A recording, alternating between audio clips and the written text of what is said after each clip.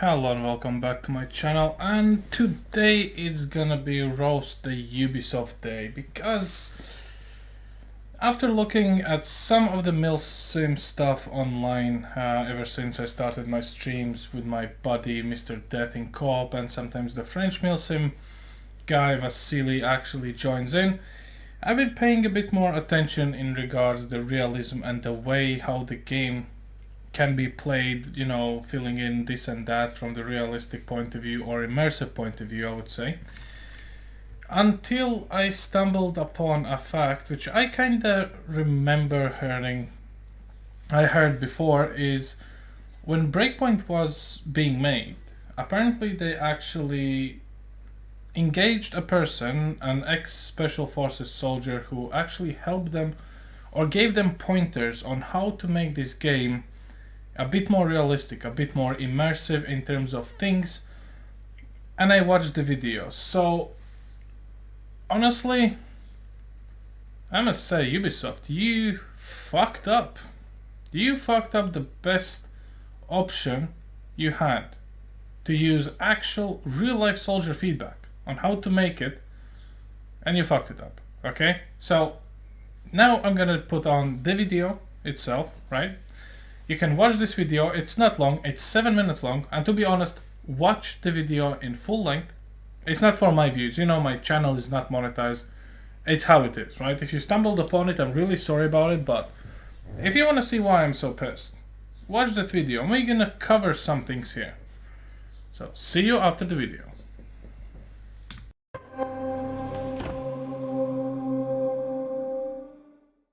My name is Emil Dalbon. I'm a writer and military technical advisor on GHOSTRECON Breakpoint. We'll talk about a little bit about your job. What is a military technical advisor? So we are engaged to help bring a level of authenticity to the project, whether it's through narration, through animation, through gameplay mechanics. We're sort of relied upon to bring our military experience to the table with the development team to help make sure that the details are a little bit more based on reality. Is that difficult to do in a sense of, because some of the military training is like confidential, you know, and you can't be like, I can't tell you how we did that, but I can tell you that that's wrong. So yes, a lot of the stuff a lot of operational information we have is classified, but that doesn't mean that a lot of that information and those tactics and techniques aren't public record. So we're able to sort of take the bits that we can discuss and share, and sometimes it's maybe more outdated modalities, but are still very relevant, and still add to the overall sort of air of authenticity. It's not about being current with tactics or procedures or policies. It's about bringing a feeling of authenticity and realism to the fantasy. So like you mentioned yourself, you're also a writer. Tom Clancy's also a writer. So like talk about a little bit like this industry, especially for video games and the military tactic genre, and like how you've seen that evolve over the last 10 years. I mean, truthfully, I think the biggest sort of advances I've seen are in the quality of the writing as it pertains to sort of military authenticity. This project's a great example of that, because we were given a lot more freedom to engage the narrative side of development with sort of authentic details, which really is a big reason they brought me in. My background is in screenwriting, and I was hired as a content writer, and then with my Special Forces background, it just became sort of common sense. Hey, let's apply those sort of past skills to the broader spectrum of development. But what I see in the writing of games is more and more characters, in particular systemic writing and AI, is given sort of more human-sounding voice that feels like authentic military voice, and that lends to the overall feeling of authenticity in the fantasy. So talk a little about the weapons and stuff in the game. Like, do you also make sure that they're authentic in the way they look, sound, and handle? Oh, absolutely. I had a tremendous opportunity to work with all of the departments in the development of this project, which was really exciting, because I got to bring a lot of my experience from the military to the table, which of course is fun. So everything from body mechanics and movement to weapons handling, reloads, sighting a rifle, sniper systems, ghillie suits. I was able to bring a lot of the experience that I had and help tweak details in development so that those characters, those aspects, or those mechanics feel more like the real thing. Would you say it's more impressive or scary to see how realistic video games are representation of like real life stuff? Well, what's really important here is that with all games, we're creating fantasies. Right. And these fantasies, of course, are steeped in details of realism, and that's the more realistic the detail, the more you heighten the fantasy of being in the place of that character. So it's I mean, I find it thrilling to be able to give players the opportunity to get just a taste of the feeling of what those situations might be like while remaining engaged in a playable and enjoyable and progressive fantasy. What's it like seeing military warfare evolve, more specifically in games, because you have enemies like drones now, like unmanned. We always had drones, but now we're having like drones that have much more freedom of movement, are smaller, are faster, are more deadly than they ever have been in games before. Well, this is a Tom Clancy game. And Tom Clancy universe is steeped in this brilliant, simple question, what if? What if, and then name your contingency. So the drones and the AI in this particular project is exciting because it's a relevant question. What if AI became sentient or was developed to the point that we lose control over it? So it's still a fantasy, of course, but it's steeped in these notions of reality that give the what if question this sort of plausible reality. And I think that's, kind of thrilling. Have you ever done motion capture? I have done motion capture, yes. What did you think about it when you did it? Motion capture is one of the most exciting aspects of this because the black box that you're shooting in is just that. It's a bare black box surrounded by cameras, and within that arena you can create any world you want, which is kind of fantastic. So the process of being involved, both wearing the suit and coaching actors and stuntmen, it's cool because you get to visualize the director and the creative director's vision, offer your input, and help shape the way that those scenes and that story is told.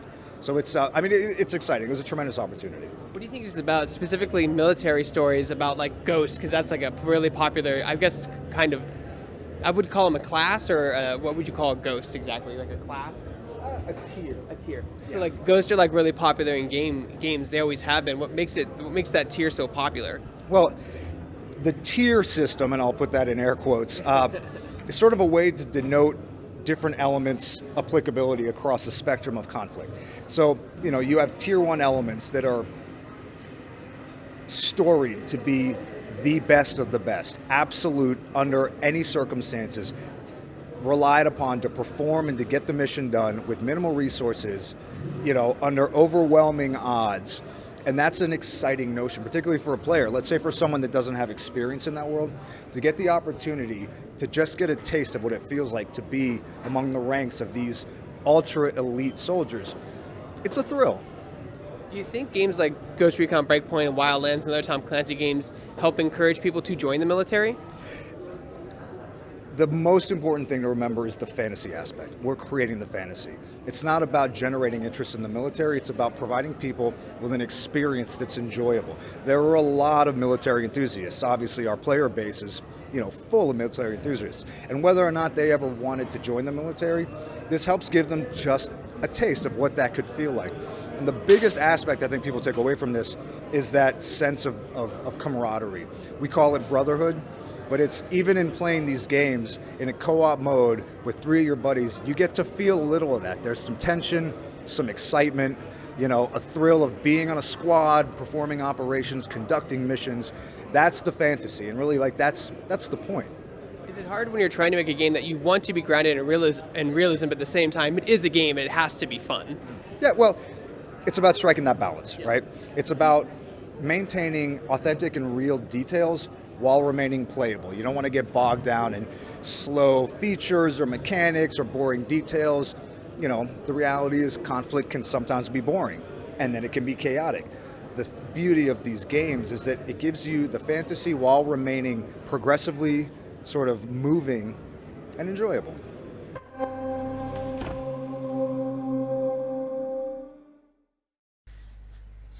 So I assume that you basically watched the video just now, and the guy touched on very good points. So what he did, what he said, and stuff like that. And one of the things that kind of stood out to me was the guy who was interviewing him. Obviously that was kind of like a game event. And obviously every single YouTuber wants to get, this first glance, this first interview, this insight, this, oh my god, the real special forces soldier, oh, he's a Superman of the land. Great, amazing, dude, but you know what? No. It's not exactly how it works. I have mad respect for special forces and stuff like that because, those guys, you need to have some skills to get there, right? You need to have the right mental state, you need to have the right physical conditions, You need to be smart enough to know how to, and how to times two. You know, it's thinking on a feet. It's mentally exhausting. It's crazy, and those guys are just doing it day in day out, which is amazing. However, what I cannot forgive Ubisoft is if they actually had an actual input from an actual soldier, how the fuck they were able to screw this up. Okay, now first off, the guy said, so what I can advise the guys in Ubisoft is basically for the weapon handling and all this stuff. Right, weapon handling. I don't see weapon handling here. Okay, because first and foremost, this game starts off in bright contrast, let's say, towards Wildlands, which is 2017, this is 2019, by not having any weapon handling. Okay, I'm not talking about the sleight of hand, how quickly you are able to swap from one weapon to another one. What I understand with weapon handling is how you actually handle the weapon day in, day out when you are using the weapon. As you can see, my character is holding his weapon. And this is pretty notorious for the way Breakpoint is being played. Wherever you go, whatever you do, apart from swimming, your character will always hold his weapon. Why this pisses me off? Because it might actually come as a big surprise to majority of you people out there who hasn't been in the army, and you don't even need to be an army to shoot a gun, but guns have weight. Okay, so as I have right here, it's a submachine gun. It's honestly, I would say, one of the lightest classes in the world is a submachine gun. I mean, it's kind of basically a pistol, to be honest, because of the caliber. It's 9mm, so a submachine gun is just a very fast firing, a very precise pistol because of the longer barrel. I mean, quite literally, that's all there is. If you are holding this gun in and day out in this particular position with your hands, it's either you are ready to go and fight, or you are basically already engaged and you're just, you know, waiting for targets to pop up. Okay, what this game does not take into the account is the fact that this gun actually weighs 4.2 kilos with a mag in. Okay, if you're gonna hold your weapon like this, your elbow under the angle and holding it under barrel, you will have hand fatigue. Your hands won't be able to support this weapon when you actually need to pick it up and shoot. You will get instantly wrecked, because this is how it works. Is because it's human body. If you carry one thing, as much as it's not heavy at all, after a while it's gonna start feeling heavy because your muscles are always tense. And this is what Wildlands did correctly, and this is what real life does. See, soldiers in real life, unless they are in actual contact situation, if they are in hostile environment, I'm talking actually walking up to the fight, they will holster their weapons for the simple reason you will need all your strength when firing a gun. Second fact to mind blown, to blow your mind, or mind blown, depends, is guns have recoil. Okay, first and foremost, it doesn't matter it's a 9mm one. It absolutely does not matter at all, because even this little gun has recoil. It might be not as feelable as an assault rifle, for instance, a SCAR or the 416, which is, well, technically. Well, I'm not going to go into details for that, but you will have recoil. So the more recoil you are taking, you have to take with your body mass. And it's very exhausting to shoot mag after mag after mag while running, taking cover. It's gonna exhaust you, it's gonna wear you out.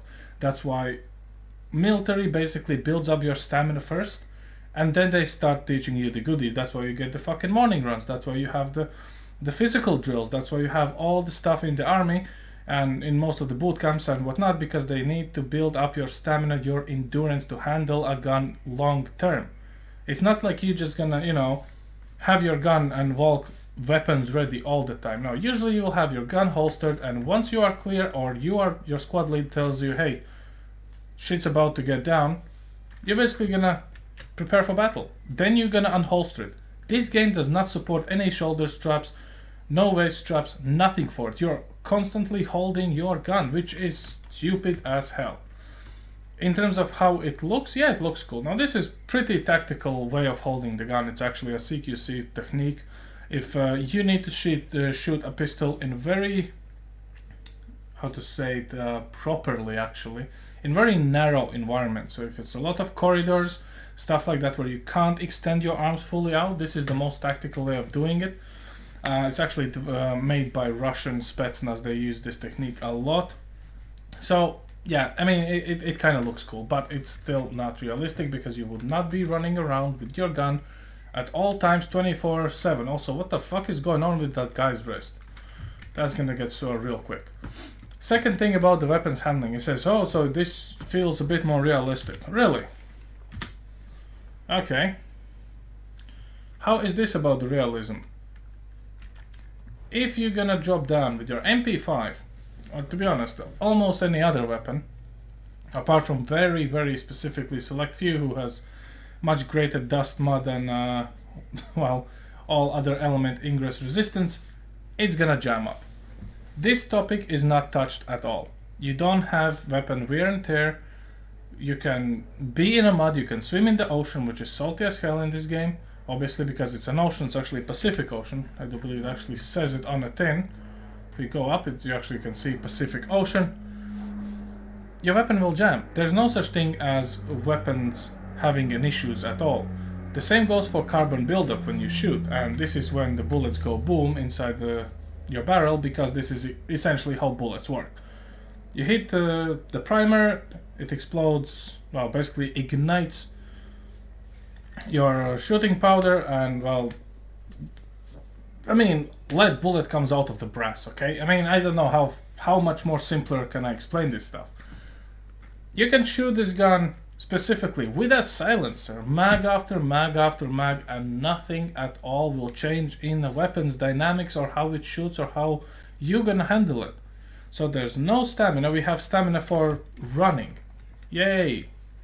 We can quick sprint basically, and even after sprinting for a while, which is completely unrealistic, if I aim down my sights, I'm literally on a dot. There's no, you don't have to calm your breath, there's nothing about this. So this is not realistic. I mean, I'm sorry guys, this is just not. So if you're telling me that this special forces guy fed all this information he said in those 7 minutes, he gave this all to the Ubisoft, and I have no idea, was he actually speaking to a Ubisoft person who didn't listen, or he was scammed into speaking with someone he believed was from Ubisoft and actually taking notes, okay? Because this is no way the input he just said the game would have in terms of, you know, being used. So I have no idea, well, what and how. Anyway, some other bits which I actually found very, very interesting is in regards to tactics. And so obviously he says, oh, there's some things we can't actually disclose, you know. First off, this is kind of a little bit bullshit, right? There are certain tactics. The difference is the tactics are very different for different countries and how they engage. And obviously I'm not going to talk about rules of engagement because, well, basically here we are against two factions at once. We are against Sentinel, we are against Wolves. So to be honest, it's kind of like target-rich environment. Now the problem with the tactics in here is that character itself does not do the most basic tactical thing ever when shooting his gun. He doesn't use environment around it. The only way you can actually get any kind of supported stance is when you lay down and you can aim. This makes sense in terms of tactics because you can literally just have the best position to shoot your gun. If you have to engage this house here, unless you're on the move, you want to hug the tree and push your barrel against the tree so all the recoil is divided between the tree and you. What our guy does? He keeps it away from the fucking tree. However, in here, we are kinda led to believe that he supposedly will be using it. If you press your gun against a thing or onto something, you are reducing the recoil, you are much more efficient, you are much more precise. This is the 101. The unrealistic thing is actually walking through the field and starting shooting at someone in the field, for the simple reason that there's a very good saying. If the enemy is in a shooting distance from you, you are the shooting distance from the enemy. So the bullet goes both ways, you know. It's quite literally, you're gonna exchange fire. Now, I can look over that because end of the day, this is not a milsim game. It's apparently a tactical third person or a tactical shooter. I actually think this is an arcade shooter, to be completely honest. And why I think that? Because now, as you know, me and Mr. Death, we play on extreme and elite difficulties for enemies and everything else. And all our failures and victories can be seen in our streams. And as discussed, we cannot take this game seriously. It's just plain impossible. And one of the reasons what I definitely would like to discuss about this is, let's find some enemies. I think I heard some chatter over here. I need some enemies to show you this. So as you know, in elite or immersive difficulty, when you take the damage from enemies, you are taking, you know, the most damage you can possibly take. So if they shoot you in a leg, it's a critical injury. You need to patch up, and you cannot use your primary weapon for reasons unknown, but you know, who cares. The problem is the same logic and rules does not apply to the enemy NPCs, which I find stupid and literally just unacceptable. Okay, if I'm getting punished for getting shot at, which honestly is, I must say, I'm okay with that. You know, if you are a grown-up fucking 200-pound guy running down at, you know, speed of special forces, you're gonna be a target, right? The more you move, the more you expose yourself, you're gonna be shot at, because the first rule of engagement is basically minimize your silhouette, minimize the area someone can see and shoot you at. So I'm gonna see, so we have these guys here, right? So what I'm gonna do is tag this guy and leave the other one untagged, because I'm gonna shoot him one time in the leg. So we have very good clear view of his leg. So boom.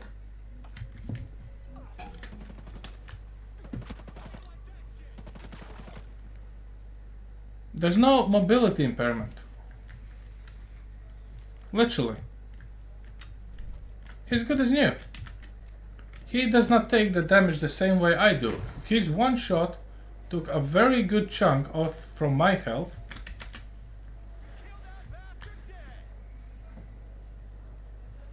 But himself, he's moving absolutely fine.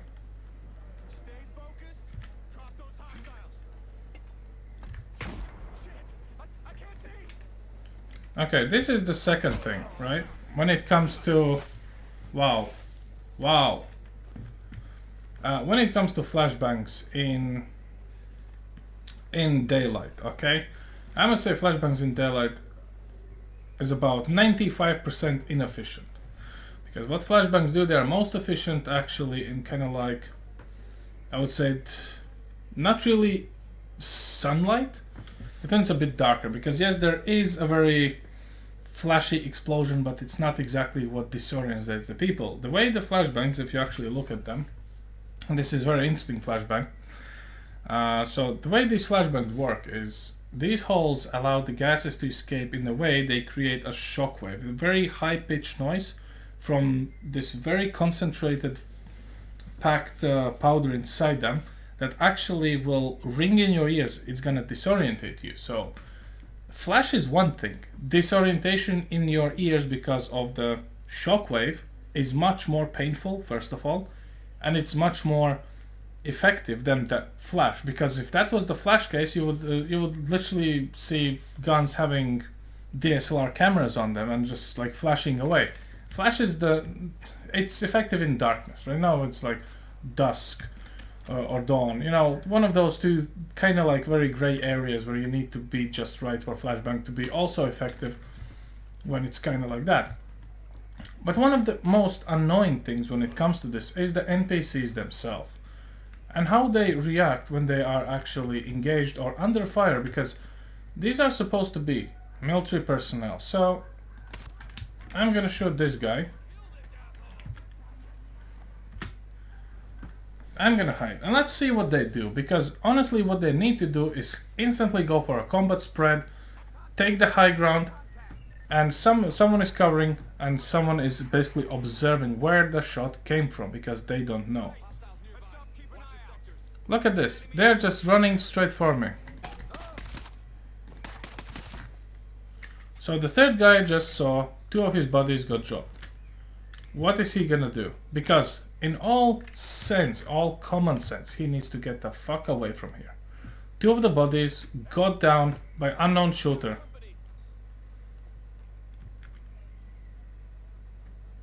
Let's see what he does. Let's see this NPC's about to get real is something the 15-year-old would say, but okay.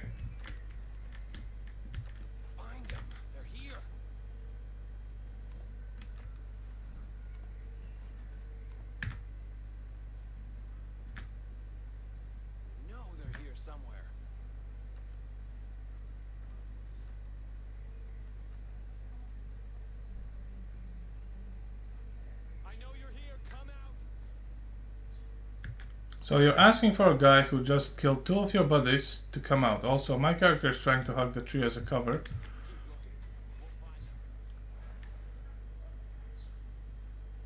Which is quite stupid, but okay.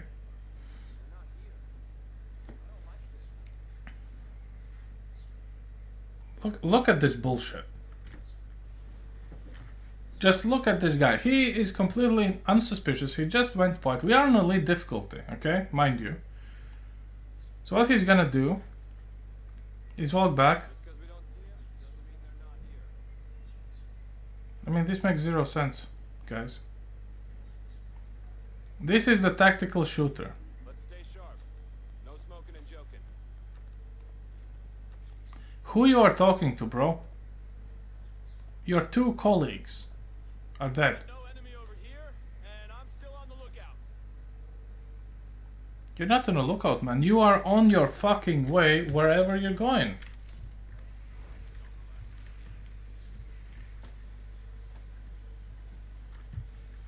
Look at him. That's it. Life is good. Just talk to yourself. No checking behind yourself. Nothing. Just to make sure I'm still on extreme. Difficulty tactical. Okay. Damage deadly, detection speed maximized. Extreme enemies. I can't go higher than this. And for elite what I have is of course only 1 main weapon slot. So I'm terribly sorry, but if you had ex Special Forces guy giving you a direction,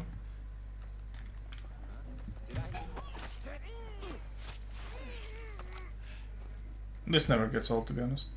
If you had Special Forces guy giving you directions how to make this game more immersive, more realistic, to actually portray this, I would say give me a goddamn shoulder strap for my gun. Let me holster my weapons. Let me take them out when I need to engage. Don't tire me out. Of course we don't have the stamina thing, you know, the stamina bar for holding a weapon, which Tarko, by the way, did spot on. There's a stamina for your overall body stamina as your, you know, breathing and your movement speed, and you have stamina for handling the weapons, because that's exactly how it is. Weapons have weight, you need to handle the recoil, you will get tired and wear out if you need to shoot stuff by stuff. Of course, I cannot say that it has, you know, weapon jamming and stuff like this. Not really, but close enough. You know, even Metro Exodus actually kind of asked you to clean the weapons, and the best weapons jamming and blowing up was actually Far Cry 2, which, surprise surprise, is Ubisoft title, so they have the mechanic. They have the mechanic. I don't know why it's not here. Apparently it's, you know, too old to be implemented, but goddammit, the idea was fucking good. And you can play around with this. Also, I'm 18 meters away from these guys and they don't even notice I exist. This is tactical as fuck. I'm telling you guys.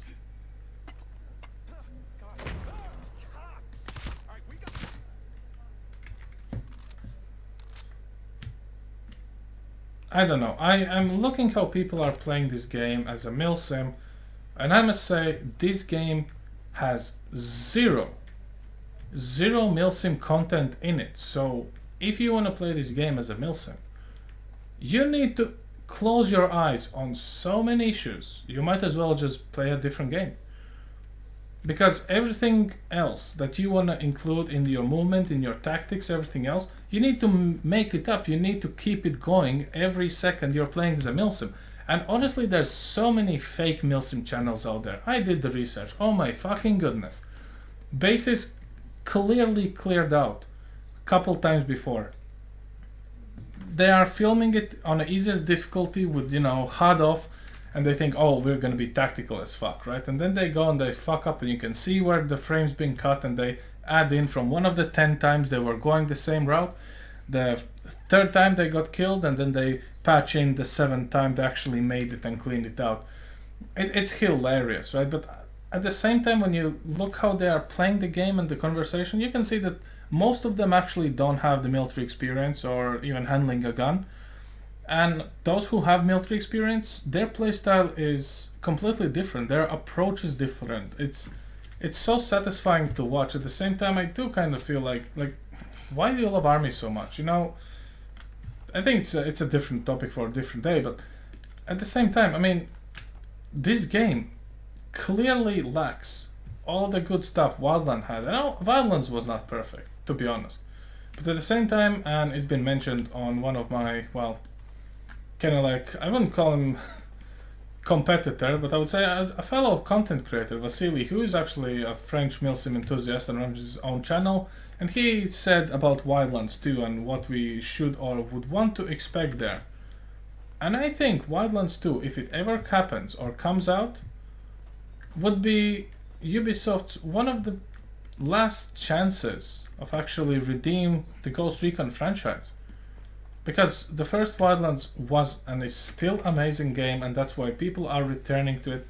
And I'm surprised people even play Breakpoint anymore, because honestly, this is just,